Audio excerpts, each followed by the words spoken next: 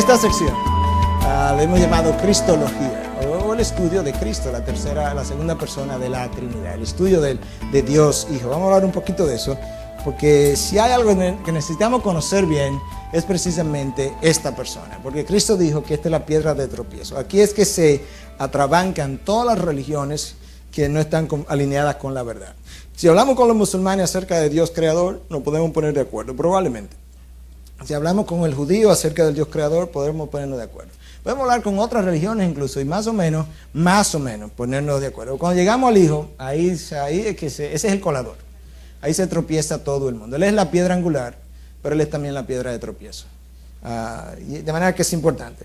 Dios reveló en su palabra a través del Evangelio de Juan que Cristo era Dios. En el principio era el Verbo, y el Verbo era con Dios, y el Verbo era Dios. De manera que no solamente estaba con Dios, sino que era Dios. Está hablando de otra persona, porque si yo estoy con alguien, eso es otra persona. Pero resulta que esa persona que está con Dios también es Dios. La palabra con ahí en el griego es la palabra pro, P-R-O, y en el griego es el lenguaje más exacto, por lo menos el griego antiguo, el lenguaje más exacto que se conocía. Yo puedo estar, ahora mismo yo estoy con ustedes, y en el griego eso es una palabra, con, pero es otra que la que está aquí. Si yo voy caminando con mi esposa agarrado de la mano, yo estoy con mi esposa, pero yo no estoy con mi esposa agarrado de la mano como yo estoy con ustedes, ¿verdad que no? Porque ya estoy más íntimo, esa es otra palabra en el griego. Y hay otra palabra que es la que aparece aquí, que es pro, o pros, creo, con S, donde se dice que el Verbo estaba con Dios, que es una palabra que implica que prácticamente tú estás en una relación tan íntima que uno es el otro. De manera que Juan está diciendo que al principio era el Verbo y el Verbo era con Dios, de tal forma que prácticamente el uno es el otro. Sabemos entonces acerca de la divinidad de Jesús en el lenguaje, en el primer versículo de Juan. Dice también que en el principio estaba con Dios, ese Verbo, desde el principio, desde el comienzo estaba con Dios. Nos habla de la eternidad de Jesús, que otros versos también nos hablan. Pero Juan 1.3 nos dice que todo fue creado por medio de Él y nada de lo hecho fue creado sin Él. De manera que la agente de creación es Jesús. Yo creía que era el Padre, es Jesús. Nada fue hecho sin Él y todo lo que fue hecho por medio de Él. Pudiéramos ver al Padre como el arquitecto, el diseñador si usted quiere, pero la agente de la creación por diseño de Dios fue el Hijo. Todas las cosas fueron hechas por medio de Él y sin Él nada lo que ha sido hecho fue hecho. Ese mismo capítulo primero de Juan nos habla de la humanidad de Jesús. Cuando hablamos de Cristo tenemos que hablar de su humanidad y tenemos que hablar de su divinidad. Entonces cuando dice que el Verbo se hizo carne, nos está diciendo que se hizo hombre. Es un concepto importante porque en la antigüedad los griegos creían que aquello que era espiritual, como Dios, no podía tocar la carne, como que la carne era pecaminosa y Dios no lo era y por tanto esas dos cosas no podían mezclarse. De hecho, el concepto que había en ese tiempo, cuando Juan escribe, había un grupo de filósofos, los estoicos. Los estoicos creían que el mundo fue creado por Dios, una fuerza impersonal que no se podía conocer y que ellos llamaban el logos. Cuando usted lee esto en griego, lo que dice en el principio era el logos, y el logos era con Dios, y el logos era Dios. Juan le estaba diciendo a los estoicos, ¿saben una cosa? Ese logos de que ustedes están hablando, que es impersonal, no es impersonal nada, nosotros lo conocemos.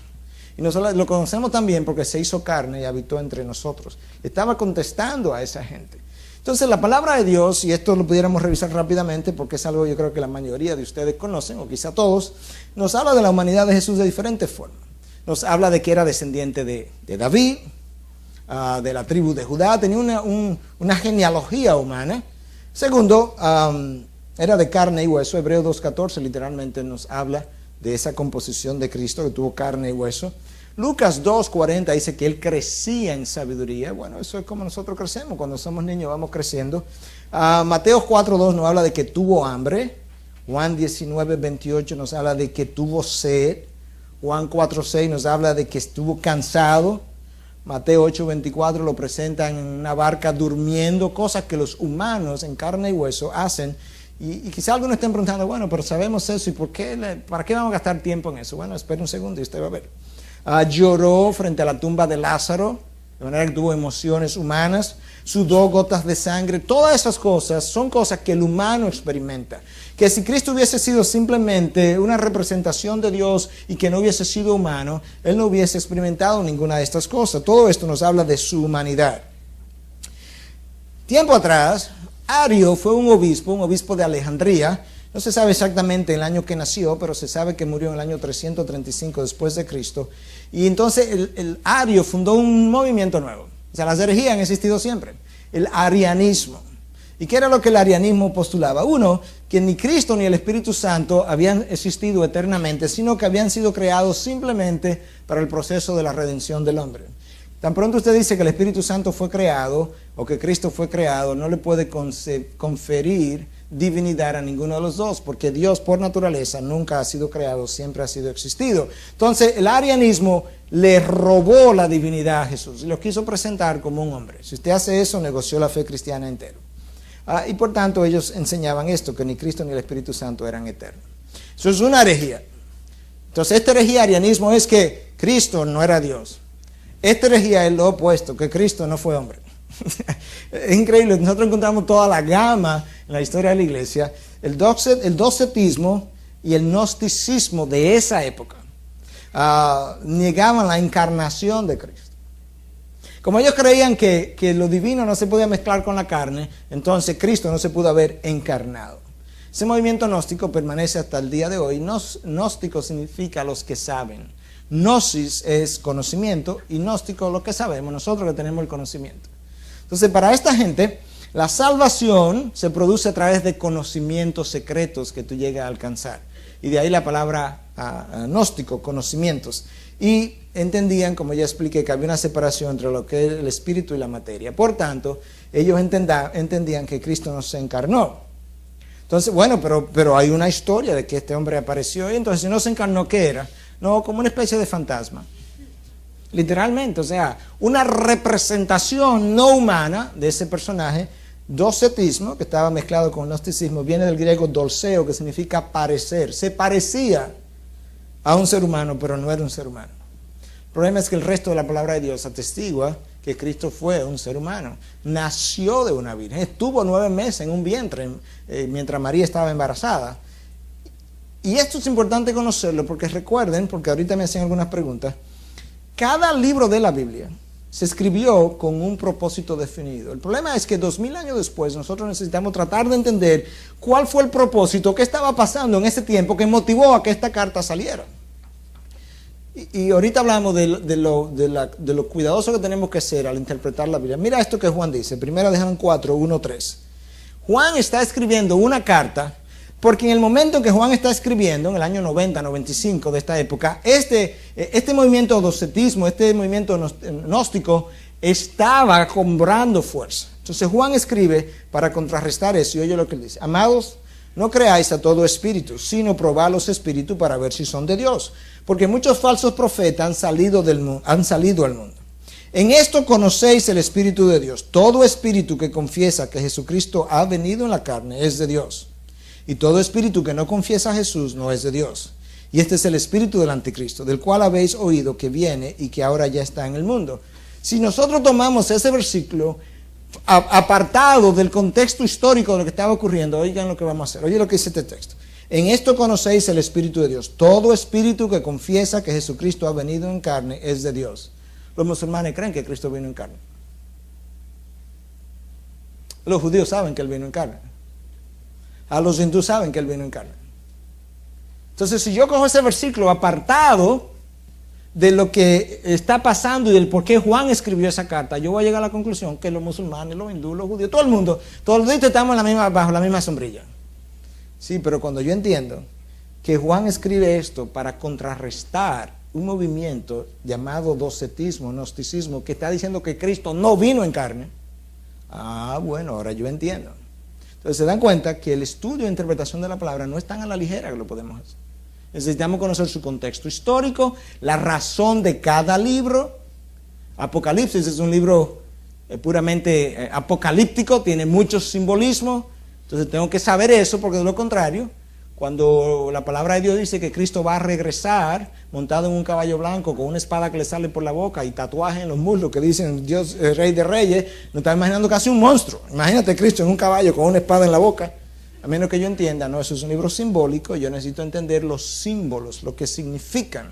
Entonces eso es importante.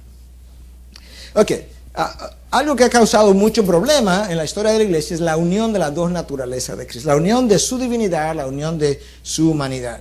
Y el texto dice, el cual, aunque existía en forma de Dios, no consideró el ser igual a Dios como algo a que aferrarse, sino que se despojó a sí mismo, tomando una forma de siervo, haciéndose semejante a los hombres. Era Dios, pero no consideró esa divinidad como algo con la que él se iba a quedar, y se despojó a sí mismo de su gloria. Ahorita vamos a ver de qué fue que se despojó, y se hizo hombre. Entonces ahí nosotros vemos la unión de esa persona que era Dios, cómo se unió con una humanidad que nos dio a la persona de Jesús. Cuando dice que se despojó a sí mismo, es importante reconocer de qué fue que se despojó. Existía en forma de Dios, en toda su gloria. Él se despojó de su gloria, de lo que él tenía, de lo que él, donde él vivía, pero él no se despojó de sus atributos. Si hacemos a Cristo despojarse de sus atributos, le hemos quitado la divinidad. Cristo todo el tiempo era verdaderamente hombre y verdaderamente Dios. Él no perdió ninguno de sus atributos, absolutamente ninguno. De lo contrario, Dios no puede dejar de ser omnipresente, omnisciente. Él lo que hizo fue limitar el uso de sus atributos. Por ejemplo, hubo ocasiones en que él lució como si no fuera omnipotente, como cuando estaba en la cruz. Bueno, si tú eres Dios, sálvate a ti mismo. Ahí él no parecía como omnipotente, pero eso no quiere decir que él no lo era, simplemente no usó su atributo para demostrar su omnipotencia. Si él hubiese querido, hubiese podido bajarse de la cruz. En una ocasión, cuando Cristo lo bautizaron, él se hunde en el agua, ¿verdad?, para ser bautizado. Sin embargo, en otra ocasión lo vemos caminando sobre las aguas. Si lo vemos cuando él se estaba hundiendo en las aguas del Jordán para ser bautizado, uno pudiera haber concluido, bueno, él no puede caminar sobre las aguas. Pero cuando él decidió hacer uso de su atributo de omnipotencia, él caminó no solamente sobre las aguas, caminó sobre aguas turbulentas en medio de una tormenta. Y ahí estaba su omnipotencia demostrada. Entonces Cristo no usó muchas veces sus atributos, pero los tenía. Ahora, la pregunta que siempre surge cuando hablamos de esto, Mateo 24:36. Cristo dice, pero de aquel día y hora nadie sabe, ni siquiera los ángeles del cielo, ni el Hijo, sino solo el Padre. Parecería como que había algo que él no sabía. Bueno, había algo que él había limitado el uso de su omnisciencia para conocerlo, por razones que la palabra no ha revelado. Pero si él se hubiese propuesto conocer esa información y hubiese hecho uso de la omnisciencia que él tenía, lo hubiese conocido inmediatamente. Porque él no pudo si perdió su omnisciencia, entonces ese Cristo que estaba aquí abajo no era Dios. Por definición, Dios es siempre omnisciente. Lo que Cristo hizo fue limitar sus atributos. En algunos casos de forma revelada, en otros casos de forma no revelada. Es como un levantador de pesas, que vea a una de ustedes, las mujeres que están aquí, levantando una silla y pasando trabajo, y él está aquí y decida no ayudarla. Eso no quiere decir, y no la ayuda. Incluso ella le pide la ayuda y él dice, no, yo no te voy a ayudar. Eso no quiere decir que él no pueda levantar la silla. Él limitó el ejercicio de su poder y dijo que no lo iba a hacer. De esa misma forma, Cristo, en combinación con el Padre, limitó sus atributos en ocasiones. Esta unión, entonces, de Cristo, de su naturaleza divina y su naturaleza humana, es lo que se conoce como la unión hipostática en teología. Hipostasis significa sustancia, naturaleza, esencia. La combinación, la fusión de las dos naturalezas, de las dos esencias, de las dos sustancias. Para que eso se pudiera dar, tuvo que darse lo que el vaciamiento, se despojó a sí mismo. Eso es lo que en teología se conoce como la kenosis, el vaciamiento divino. Una vez más, de lo que él se vacía es de su gloria, de la posición de rey que él estaba y de gloria, y vino a vivir como hombre, pero no de sus atributos. Esto ya yo lo leí, el cual, aunque existía en forma de Dios, no consideró el ser igual a Dios como algo a que aferrarse, sino que se despojó a sí mismo, tomando forma de siervo, haciéndose semejante a los hombres. Las implicaciones de la unión de estas dos naturalezas. Esto yo lo copié literalmente del Diccionario Evangélico de Teología de la casa Baker. Y dice, en la encarnación del Hijo de Dios, una naturaleza humana se unió inseparablemente y para siempre con la naturaleza divina de la persona de Jesús. Vamos para nuevo. La naturaleza humana se unió inseparablemente con la naturaleza divina en la persona de Jesús. ¿Qué significa eso? Antes de Jesús encarnarse, Él no tenía un cuerpo, ¿verdad que no?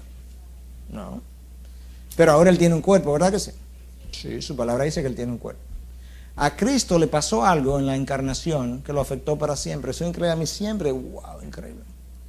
Porque Cristo no tenía un cuerpo y ahora tiene un cuerpo. Por eso es que dice que las dos naturalezas se unieron inseparablemente. Cuando Él resucita, no es el alma de Él que resucita, ¿no? Es el alma en su cuerpo. Y lo pudieron tocar y Él pudo comer. De manera que esa unión es inseparable y es para siempre. Mientras las dos naturalezas permanecen distintas, su naturaleza humana y su naturaleza divina, completas y sin cambio, sin mezclarse o confundirse, de manera que una única persona resultó ser verdadero Dios y verdadero hombre. Cuando Él quiso actuar como Dios, actuó como Dios. No se mezcló en ese momento con lo humano que le impidió ser Dios. Cuando quiso actuar como hombre, que tuvo hambre, que tuvo sueño, que se cansó, Él pasó todas esas necesidades y esas necesidades no se mezclaron con la naturaleza divina que le quitaron el hambre, que le quitaron el sueño. No. Pasó cada cosa que cada naturaleza podía sufrir.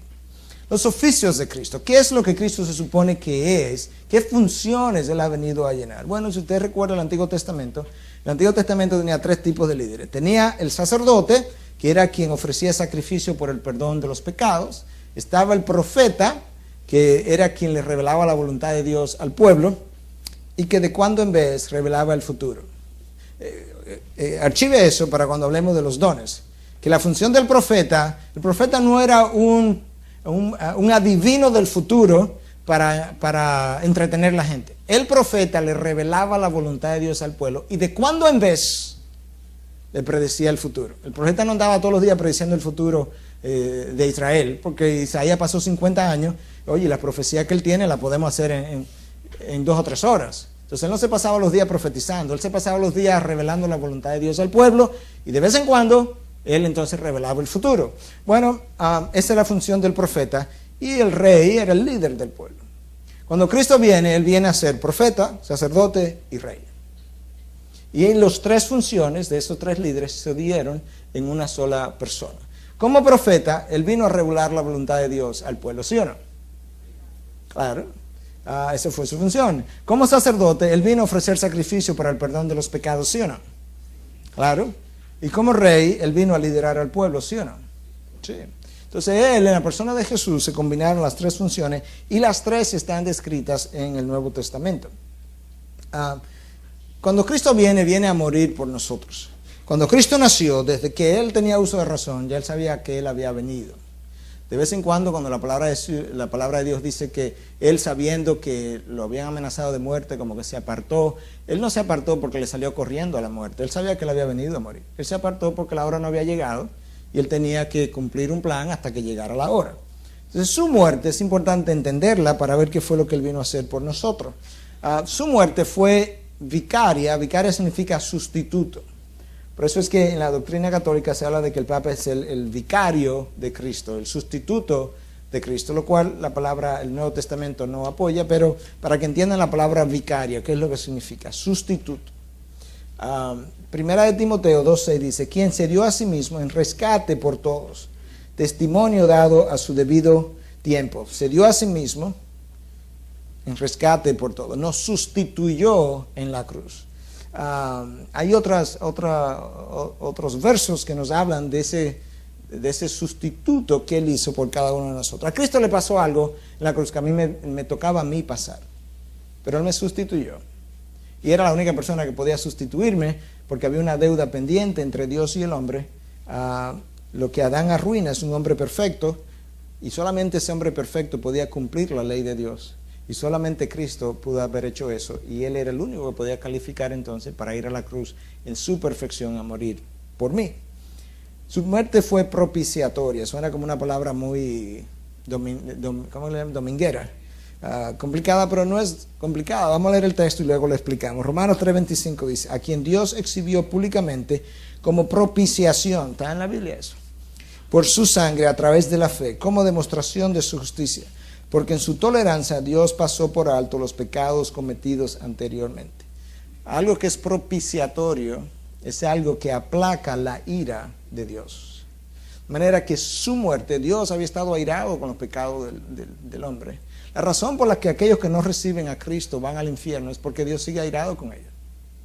Literalmente, eso es lo que Juan dice. Cuando Juan dice en Juan 3:16, que habla de que de tal manera amó Dios al mundo para que todo el que crea en Él no se pierda, mas tenga vida eterna. Si usted sigue leyendo, usted se va a encontrar al final del capítulo que dice en 3:36, el que cree en el Hijo tiene vida eterna, pero el que no obedece al Hijo no verá la vida, sino que la ira de Dios permanece sobre él. Lo que remueve la ira de Dios sobre mi persona es que yo haya aceptado el sacrificio propiciatorio, el sacrificio que removió la ira de Dios contra mis pecados. Cuando yo no acepto ese sacrificio, la ira de Dios permanece sobre mí, y eso es lo que me envía al infierno, literalmente. Pero por eso Dios dio a su Hijo como propiciación. Aquí hay otra cita de un libro de teología que quiero mencionar, porque nos dice algo acerca de la importancia de la muerte de Cristo. La muerte de Cristo ocupa un lugar destacado en el Nuevo Testamento. Los últimos 3 días de la vida terrenal de nuestro Señor representa cerca de una quinta parte de las narraciones de los 4 evangelios. Si los 3 años y medio de su ministerio público hubiesen sido narrados tan cabalmente como los últimos 3 días, tendríamos una vida de Cristo de unas 8.400 páginas. Torrey, un conocido escritor cristiano, afirma que la muerte de Cristo se menciona directamente en el Nuevo Testamento unas 175 veces. Puesto que hay 7.959 versículos en el Nuevo Testamento, esto significa que uno de cada 53 versículos se refieren a este tema. Uno de cada 53 versículos del Nuevo Testamento se refiere a la muerte de Cristo. Los 4 evangelios dedican el 20%, la quinta parte, a los últimos 3 días de Cristo que tienen que ver con su muerte. Entonces lo que este autor está diciendo es que si nosotros fuéramos a escribir el resto de los eventos de la vida de Cristo de una forma tan detallada como aquellos 3 últimos días que tenían que ver con su muerte, entonces la historia de la vida de Cristo tendría no las pocas páginas que tiene el Nuevo Testamento, sino 8.400 páginas. ¿Por qué se menciona todo eso? Para que entendamos la importancia que el Nuevo Testamento le da a la muerte de Cristo. Una doctrina que ha pasado a un segundo, un tercero, cuarto lugar en la mayoría de las predicaciones. El énfasis hoy no está en la muerte de Cristo y su resurrección. El énfasis hoy en la mayoría de las iglesias está en las experiencias, en los sueños, en los milagros, en la parte de experiencia, y no en el énfasis en la muerte de Cristo. Oye lo que Pablo dice. Los griegos quieren, ¿qué cosa? Sabiduría. Y los judíos, señales. Eso es donde está la iglesia. La iglesia hoy quiere señales. Cristo dice, pero nosotros predicamos a Cristo y a este crucificado. Lo que Pablo está diciendo, déjenlo. Si ellos quieren irse por ese lado, pero en cuanto a nosotros respecta, el centro de nuestra predicación es la cruz de Cristo, su muerte. Ese es el centro de la predicación de todo el Nuevo Testamento. La muerte de Cristo es lo esencial en el cristianismo. Otras religiones, esto es importante, otras religiones basan su derecho a ser reconocidas en las enseñanzas de sus fundadores. El cristianismo se diferencia de todas ellas por la importancia que se le da a la muerte de su fundador. En las otras religiones es la vida del fundador, sus enseñanzas. En el cristianismo resulta que lo importante es cuando se murió. Y honestamente, hermano, la iglesia creció después que él se murió. Ahí fue que la iglesia cogió fuerza, ¿sí o no? Antes de su muerte era un puñito de gente. Cuando él se muere es que cobra fuerza. Dios, una vez más, demostrando que de aquello que la gente no le da importancia, de lo que no es, Él ha hecho lo que es. De la muerte, que parecería el acto final de tu vida, Dios le ha dado vida a millones de personas. Una última cita, porque yo creo que esta cita expresan los conceptos muy bien.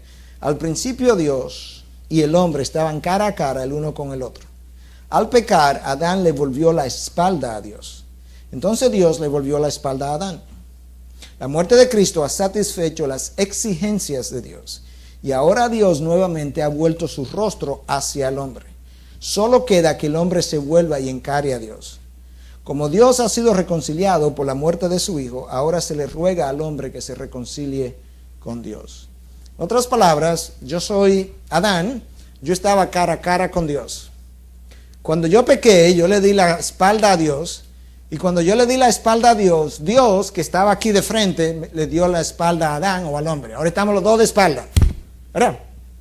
Cuando Cristo muere, la ira de Dios es placada, Dios se vuelve al hombre. Pero el hombre todavía sigue de espalda a Dios. Y lo que estamos pidiéndole al hombre ahora es que por el sacrificio de Cristo se vuelva a Dios, para que vuelvan a estar en la misma posición que estaba Adán y Dios en el primer lugar. ¿Se entendió eso? Esa es la idea. Ok. La resurrección de Cristo, esa es su muerte, ¿verdad? Pero si Cristo muere el Viernes Santo y no resucita, eso no hubiese servido de nada. Hoy nosotros estaríamos en pecados todavía. La muerte de Cristo no fue suficiente para perdonarme los pecados sin la resurrección. Y eso no lo digo yo, eso lo dice Pablo en 1 Corintios 15. Dice, si Cristo no resucitó, que eso, vana es nuestra predicación y vosotros todavía estaríais en vuestros pecados. Lo que le da validez a la muerte de Cristo es su resurrección. La resurrección es el amén del Padre a la muerte de Cristo. Cuando Cristo satisface todas las exigencias y demandas del Padre, la forma como el Padre dice, amén, lo acepto, es resucitando al Hijo. Entonces la resurrección es lo que finalmente le da valor a su muerte. Y Pablo lo dice, si Cristo no resucitó, entonces vosotros todavía estáis en pecado. Cuando resucitó, resucitó con un cuerpo. De hecho, Tomás pensaba que era un fantasma, ¿se acuerdan? Y Cristo le dice, ven Tomás, ven, ponme la mano, para que tú veas que un fantasma no tiene carne y hueso. De manera que cuando Él resucita con su cuerpo de nuevo. Glorificado, sí, pero con su cuerpo. Retuvo sus cicatrices. Él dice, Tomás, ven, pon la mano aquí. ¿Te has visto un fantasma con cicatrices? Tomás dice, si no veo sus cicatrices, no creo. Él dice, pues ven, tócala, ven para que me toque las cicatrices. A veces no lo reconocieron inicialmente, aún después de haber resucitado. Lo que nos habla a nosotros de que el cuerpo glorificado de Cristo tiene una continuidad con su cuerpo anterior, porque en un momento dado llegaron a conocerlo, pero hay diferencias. Y por esas diferencias a veces los apóstoles no podían reconocerlo en cierto momento después de su crucifixión, después de su resurrección. Pero hay una continuidad con el cuerpo anterior y una diferencia con el cuerpo glorificado. Y eso podemos ver eso de que no le pudieron reconocer en Lucas 24 del 13 al 31. Los hechos históricos que están a favor de la resurrección. Yo comencé diciendo, parte de este seminario, al principio de este seminario, que no hay ningún otro hecho histórico mejor avalado por documentos históricos que la muerte y la resurrección de Cristo. Y este es un trabajo monumental que hizo este señor Gary Habermas en su libro The Risen Jesus and the Future Hope, o el Cristo resucitado y la esperanza futura. Gracias. Este señor revisó 1400 trabajos escritos acerca de la resurrección de Jesucristo. Trabajos escritos del año 1975 al año 2003. Y él descubrió, y entre estos 1400 trabajos, habían autores liberales incluso. Pero él descubrió que aún entre esos autores liberales se pudieron poner de acuerdo en 12 cosas. 1400 trabajos. Increíble, 1200 autores diferentes. Primero, que Cristo murió crucificado. Segundo, que lo enterraron. Tercero, que cuando se murió, eso causó la dispersión de sus discípulos y la pérdida de sus esperanzas. Los discípulos no estaban esperando que Cristo resucitara. Y pensaron que realmente su vida había terminado. La razón por la que Pedro está llorando y los discípulos estaban llorando es porque ellos esperaban que el domingo nada iba a pasar. Número 4, la tumba de Jesús fue descubierta y fue encontrada vacía después de su muerte. Eso es ampliamente aceptado aún por los liberales, de que la tumba está vacía. Los discípulos tuvieron experiencias en las que creyeron haber visto a Jesús luego de su muerte. Nosotros sabemos que ellos tuvieron las experiencias y que vieron a Jesús. Pero como estos 1400 trabajos incluyen a liberales, esos liberales por lo menos entienden que esos discípulos por lo menos creyeron haber visto a Jesús después de su muerte. Debido a dichas experiencias, los discípulos fueron transformados de escépticos a proclamadores de su muerte y resurrección. 1400 trabajos, algunos provenientes de autores liberales, están de acuerdo con que esos discípulos antes de su resurrección eran unos cobardes y después de su resurrección era otro tipo de gente. Aún aquellos que no aceptan la evidencia de la resurrección. Este mensaje, el mensaje de la resurrección, fue el centro de la iglesia primitiva. Y ese mensaje fue predicado alrededor de Jerusalén, de que Cristo había resucitado. Como resultado de la predicación de la resurrección, la iglesia nació y creció. Lo que le da crecimiento, fuerza a la iglesia es precisamente que nació Jesús, que resucitó Jesús. El domingo pasó a ser el día de adoración por excelencia. Los judíos que tenían cientos de años, Mateo, no Lucas, pero Juan, Marcos, demás, Pablo, que eran judíos, tenían cientos de años adorando día sábado. Y algo ocurre que es tan increíblemente grande que hace que cientos de años de prácticas religiosas en el día sábado sean cambiados para el domingo. Algo trascendental debió haber ocurrido ese día. El hermano de Jesús, Santiago, que es quien escribe el libro de Santiago, que era un escéptico, se convirtió a la fe cuando creyó ver al Cristo resucitado. Santiago no creía. Unos años después, ¿cómo sabemos que Santiago no creía? Porque la palabra dice que ni aun sus hermanos creían en él. Y en el libro de Santiago él mismo se identifica como hermano del Señor. Unos años después, Pablo se convirtió por una experiencia en la que creyó haber visto al Cristo resucitado. Estamos poniendo la palabra creyó, no porque no lo creamos, nosotros lo creemos. Es que en estos trabajos hay gente liberales que no creyó que Pablo vio a Cristo, pero por lo menos él creyó que lo vio. Entonces, por eso lo estamos poniendo de esa forma. Lo que estamos diciendo es que 1400 trabajos están de acuerdo en que algo monumental le pasó a esta iglesia primitiva, que cambió cientos de años de prácticas religiosas y que hubo hombres que estaban persiguiendo la iglesia como Pablo y que en un momento dado cambiaron su forma de ser, y que hubo discípulos que en una ocasión eran gente cobardes, gente que no se atrevía ni a abrir la boca, y de repente eran gente dadas con buen verbo, con buena predicación y con mucha valentía. La pregunta entonces es, ¿qué evidencia, qué fuerza tiene la resurrección? Pablo dedica, 1 Corintios 15, un capítulo entero a hablar de la resurrección, porque él entiende que si no hay resurrección no tenemos nada. Él dice incluso, si no hay resurrección, nosotros somos dignos de lástima, de pena, debieran tenernos pena nosotros. ¿Por qué? Porque no vamos para ningún lado si no hay resurrección. Entonces, primero tenemos que hablar de la credibilidad de los escritos del Nuevo Testamento. En otras palabras, para algunos que también estuvieron preguntando si esto no fue manipulado y demás, ¿qué tan creíbles son estos documentos? Olvidémonos ahora de la parte sobrenatural en la cual creemos, pero olvidémonos de eso. Históricamente hablando, vamos a arrancar este documento de la Biblia, vamos a ponerlo a través de la prueba de la historia. ¿Qué tan confiables son ellos como documentos históricos?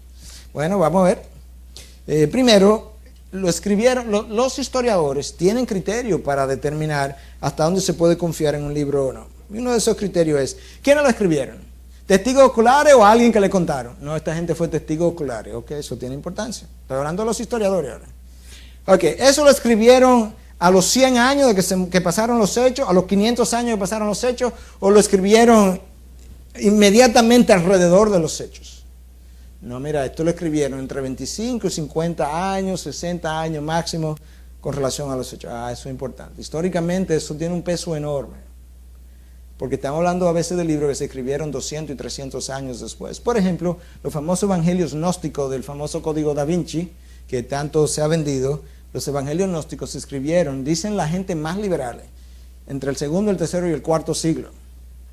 Bueno, estamos hablando de 200, 300 y 400 años después, al lado de esto que se escribieron 25 o 50 años después de suceder. Segundo, del Nuevo Testamento se tienen cerca de 5.700 copias en griego y más de 9.000 copias en otros idiomas, casi 15.000 copias. Bueno, ¿qué tanta importancia tiene eso? Bueno, que usted va a la universidad y usted estudia filosofía y le dan los libros de Platón, de los cuales hay 7 copias, versus 15,000 que tenemos en el Nuevo Testamento. Entonces resulta que la copia que tú tienes de los escritos de Platón datan de 1200 años después que se murió Platón.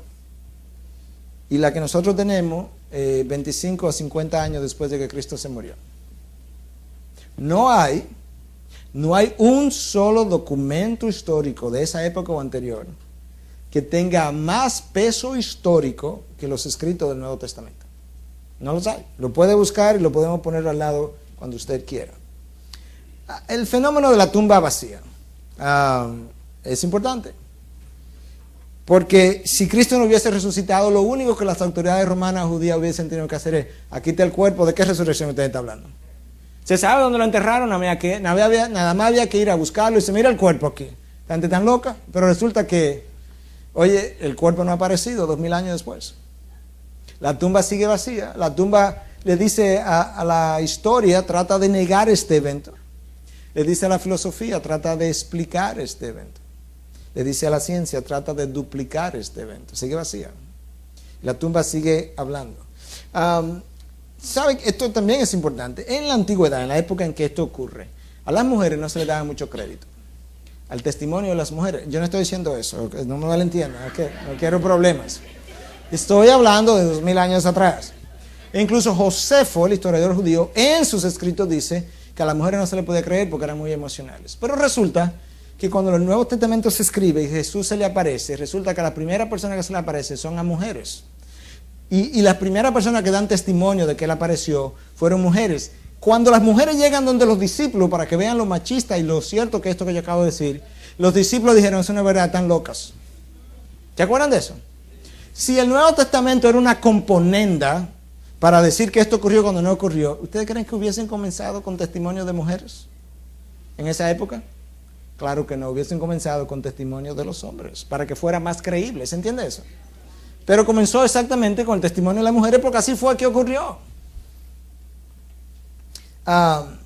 Los judíos pensaron que la tumba estaba vacía. Y la razón por la que esto es importante, como yo mencioné, la única forma que ellos tuvieron para explicar que no estaba vacía era: mira, le pagaron un dinero a los soldados. Y dijeron: dile que los discípulos vinieron de noche y se lo robaron. Lo que necesitamos entender es que el soldado romano que guardaba las tumbas sabía que si esa persona, ese cuerpo, se perdía, él iba a pagar con su vida. O sea, que no era cuestión de dinero, nada más era que mi vida estaba en juego. No, vamos a decir que se lo robaron mientras los soldados se durmieron. Soldados que iban a pagar con su vida. No, que Cristo, otros han dicho que Cristo resucitó y salió resucitó, no, que quedó desmayado y se fue de la tumba y que los soldados no se dieron cuenta. Un hombre que estaba casi colapsando cuando estaba en la cruz, se iba a levantar de la tumba, iba a empujar la piedra, iba a pasarle por enfrente a los soldados y nadie se iba a dar cuenta. La evidencia de la resurrección y la presencia de los guardias que yo acabo de mencionar ahora es importante porque esos guardias iban a pagar con su vida si hubiesen permitido que este cuerpo hubiese salido de ella.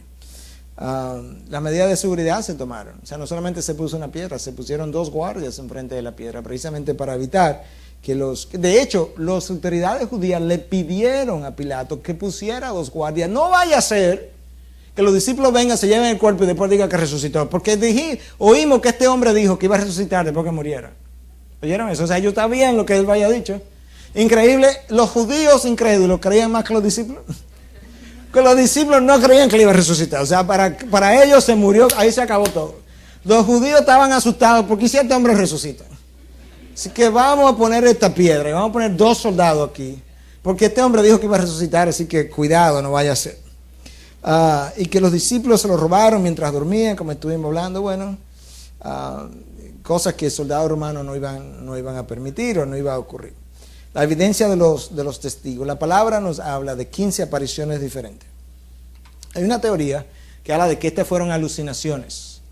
O sea, que estos discípulos que estaban en estado de shock, que estaban alucinando, lo cual es médicamente irrisorio, porque las alucinaciones son como los sueños. Usted no se levanta un día aquí y viene a la iglesia. Yo tuve un sueño y se aparecen 15 gente más. Yo tuve el mismo sueño. ¿Verdad que no? No. Porque los sueños no son duplicados. Las alucinaciones tampoco son. Puede ser que yo alucine, pero no puede ser que yo alucine, que tú alucines, que tú alucines y que alucinemos lo mismo. O sea, ok, que alucinemos, pero lo mismo. Y luego, la palabra menciona que en un momento dado, Cristo se le apareció a más de 500 personas a una vez. 500 personas alucinando al mismo tiempo. Increíble. Entonces, años después, Pablo tiene otra visitación de Cristo, otra alucinación. O sea, que esta alucinación no se muere. O sea, ahora, años después, Pablo tiene la misma alucinación. De manera que son pruebas bajo el análisis histórico para los historiadores que tienen peso. Incluso para historiadores, ese tipo de cosas tienen más peso que nosotros. Ellos tienen criterios como esto que yo acabo de decir, por el cual ellos analizan la veracidad de los hechos históricos, de documentos históricos. ¿Cómo se explica el cambio de actitud de Tomás, de Santiago, de Pablo y de los discípulos, a menos que hayan tenido una visión real, un encuentro real? ¿Cómo se explica que estos discípulos estuvieron dispuestos a morir, dar su vida para negar algo que ellos habían visto? Suponte que fuera una mentira. Ok, que yo te diga, sí, yo lo vi resucitado. Pero cuando a mí me llevan frente a un soldado con la espada enfrente, ok, ¿resucitó o no resucitó? Sí, resucitó. No, en ese momento, ¿qué yo hubiese dicho? No, yo estaba relajando, hombre. No, hombre, yo estaba relajando, son cosas mías. Claro que no resucitó. Pero esta gente estaba dispuesta a dar su vida porque ellos sabían que ellos no podían negar algo que ellos habían visto. Algo común en aquellos que mueren por una causa es que ellos creen en aquello por lo que mueren. Nadie estaría dispuesto a morir por algo en lo que no cree. Eso sería ser estúpido. El hecho de que ellos murieron nos dice que por lo menos ellos creyeron que vieron a Jesús resucitado. El escepticismo lo vemos en los discípulos ante el testimonio de las mujeres, en el temor cuando Cristo se le aparece. Cuando Cristo se le aparece estaban llenos de miedo porque ellos no estaban ni siquiera esperando que este hombre apareciera. En otras palabras, la razón por la que yo estoy enfatizando esto, de que ellos no creían que iba a resucitar, de que cuando Él se le aparece se llenaron de miedo porque ellos no creían que esto iba a ser. ¿Por qué? Yo estoy enfatizando eso. Porque los discípulos fueron convencidos de su resurrección en contra de su incredulidad. O sea, los discípulos hubo que convencerlos de la resurrección. Eso es muy diferente a que yo diga, hermano, se murió el viernes, no te apures que el domingo Él resucita. Y el sábado en la mañana, no, hombre, no estoy llorando que Él va a resucitar. Y en la tarde, ¿por qué tú estás así? Mañana viene por ahí, no te apures. Y el domingo, mire, espera lo que va a haber. Eso es diferente. Porque yo pudiera inventarme eso. Pero cuando yo digo Él viene en la noche, wow, llorando que se murió el maestro, se acabó todo, ¿y qué yo voy a hacer? Y el sábado, tú te imaginas, se murió, ¿y qué hacemos nosotros? O sea, a mí hay que convencerme de que resucitó el hombre, porque yo no estoy esperando eso. La resurrección convenció a los discípulos que no creían que Él iba a resucitar. Este es un testimonio importante. Este señor, Lionel Lockwood, es un abogado penal en Inglaterra.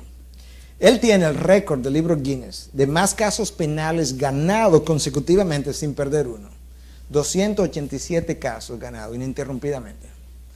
Él en una ocasión, no creyendo la veracidad de esto, se puso a analizar los 4 evangelios, los documentos del Nuevo Testamento, y dice él que él le aplicó el mismo método histórico legal que él le aplica a todos sus casos penales, porque este era como un caso penal, lo mataron. Entonces él cogió el mismo método histórico legal que él le ha aplicado a todos sus casos penales, no creyendo que Cristo había resucitado. Y oye cómo él terminó de rodillas. Yo afirmo, sin temor a equivocarme, que la evidencia de la resurrección de Cristo es tan abrumadora que nos empuja a aceptarla debido a las pruebas, las cuales no dejan posibilidad alguna para la duda. Esto es un hombre que tiene un testimonio a quien hay que oírlo, porque este es un hombre que sabe lo que es un documento histórico legal, lo que es un método de estudio histórico legal, y que no creía ni siquiera en Cristo, y eso es como él termina, convencido de la resurrección de Cristo. Las implicaciones de la resurrección. La razón por la que yo vivo tranquilo es porque yo sé que yo voy a resucitar, porque como Él resucitó y me prometió la resurrección, yo sé que yo voy a resucitar. Porque Él vive, yo sé que yo también viviré. Mi cuerpo resucitado va a tener una continuidad con este cuerpo. A veces nos preguntan, pastor, ¿y vamos a conocer a mis amigos, a mis familiares? Los discípulos no conocieron a Jesucristo. Claro. Pues cuando yo entro en gloria y alguien, tú me dices, yo soy fulano, y yo digo, wow, increíble, tú ni te pareces a fulano. Tú se has cambiado, muchacho. No, yo voy a decir, wow, sí, pero sí, te parece, sí, porque Cristo se parecía. Él no surgió otra persona totalmente diferente. Surgió una persona que él le dice a todos, ven, pon las manos aquí. De manera que nos vamos a conocer. Mi cuerpo resucitado tendrá diferencia con el cuerpo actual, claro. Cristo en una ocasión estaban las puertas cerradas y el boom pasó a través de las puertas. El cuerpo glorificado no conoce el límite de la materia. Podremos reconocer a nuestros amigos y familiares, yo acabo de explicar eso. Entonces eso nos da a nosotros una idea de la importancia que tiene en el Nuevo Testamento lo que es la persona de Jesús. Y voy a decir esto y no quiero que me malinterpreten porque ahora vamos para el Espíritu Santo. Pero la iglesia de hoy, ha cogido lo que es la doctrina del Espíritu Santo y la ha puesto en primer lugar, y lo que es la doctrina de Cristo la ha puesto en segundo lugar. Y eso es contrario al diseño de Dios. Oye lo que la palabra de Dios dice, lo que Cristo dice. Él se va y yo lo voy a enviar al Espíritu.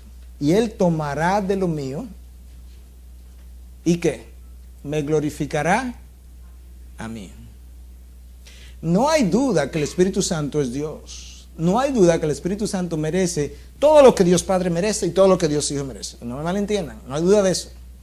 No hay duda incluso que la evangelización del Nuevo Testamento fue dirigida por el Espíritu Santo. Pero la centralidad del mensaje del Nuevo Testamento es la persona de Cristo. Por diseño de Dios. Por diseño de Dios. Si usted analiza los sermones de Pedro, cuando comenzó la evangelización, están centrados en la persona de Cristo. Si usted analiza las cartas de Pablo, están centrados en la persona de Cristo, en su muerte y resurrección. Predicamos a Cristo y a este resucitado. No tenemos otra cosa que predicar que no sea la persona de Cristo. El Espíritu Santo vino para glorificar a Cristo. Y lamentablemente ha habido una tendencia donde los papeles se han invertido y a Cristo ha tomado un segundo lugar. Y hemos puesto al Espíritu Santo en primer lugar, que no es el diseño de Dios. Eso no quiere decir que el Espíritu Santo no nos ayuda, no nos ilumine, no nos guíe, el Espíritu Santo es el que mora en mí. El Espíritu Santo es que me ayuda a vivir una vida de santidad. El Espíritu Santo, ahorita lo vamos a hablar, todas las funciones del Espíritu Santo. No hay duda de que el Espíritu Santo es Dios, no lo estoy poniendo por debajo de Dios. Es que en la subordinación que Dios ha creado, de la misma forma que Cristo vino y se subordinó al Padre, de esa misma forma cuando nos envió el Espíritu Santo, lo envió subordinado al Padre y al Hijo. Y el énfasis, el centro de la predicación de la iglesia primitiva y de cualquier predicación que se agarre del Nuevo Testamento, una y otra vez, lo verán, es la persona de Cristo. Él es la piedra de tropiezo. Él es donde todo el mundo choca. Él es donde la gente se cuela, donde tú quieres comenzar a colar algo y tú le preguntas, ok, vamos a hablar de la persona de Jesús. Y tú te darás cuenta cómo la persona de Jesús pone de relieve inmediatamente quién está y quién no está en el camino. Así de sencillo. No podemos quitarle, no podemos agregarle a la persona de Jesús. Una de las preguntas que me hicieron, y la aprovecho y la contesto ahora porque tiene que ver con la persona de Jesús. Alguien me preguntó, y esto lo voy a responder con respeto, ¿verdad? No, y estoy respondiendo la pregunta, no porque sea mi intención traer este tipo de polémica. Pero una de las preguntas decía, ¿cuál es la diferencia entre católicos y evangélicos? Bueno, si nos fuéramos a enumerar, tendríamos que enumerar una cantidad enorme de diferencias. Pero si yo pudiera resumirlo, me hicieron esa pregunta un día en una aula de clase, estaba enseñando en la universidad y no quería entrar en la controversia. Y en un sentido, cuando me hicieron la pregunta, le pedí a Dios que me iluminara para contestarlo de forma resumida y también no entrar en un debate porque no era mi intención con los estudiantes, porque no estábamos hablando de religión ni de cristianismo, estábamos hablando de medicina. Y yo le dije, mira, quizá yo te lo puedo resumir de esta forma. La fe cristiana es Cristo, la fe evangélica. Punto. En la fe católica hay un Cristo más. Punto. Acabé mi definición. O sea, hay Cristo más estas otras creencias. Hay Cristo más los santos. Hay Cristo más esto. Está la palabra más un catecismo. En la fe evangélica está la palabra. está la persona de Cristo. Claro, creemos en el Espíritu Santo, ¿no? Y creemos en Dios Padre, pero me refiero en cuanto a la persona de Cristo, el camino de salvación, Cristo, no hay más nada.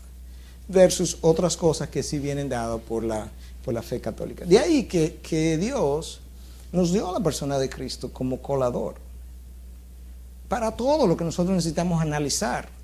Pregúntate qué hacen con la persona. ¿Le agregan? No están bien.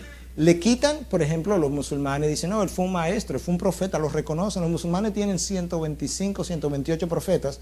Él es uno de esos 100 y pico de profetas. Para los hindúes, sí, él es otro de los grandes maestros iluminados. Para los masones es otro maestro iluminado. Para los Rosacruces, otro maestro iluminado. Entonces ese es un Cristo menos, porque no es Dios. Pero en el otro, cuando yo necesito corredención a través de otra persona, entonces es un Cristo más. Cuando yo necesito otro intermediario para llegar a Dios que no es Cristo, entonces yo necesito a Cristo agregarle cosas que Él tenía deficientes. Entonces, de ahí, una vez más, que nosotros podemos ver la importancia que tiene el tener claro lo que es la cristología.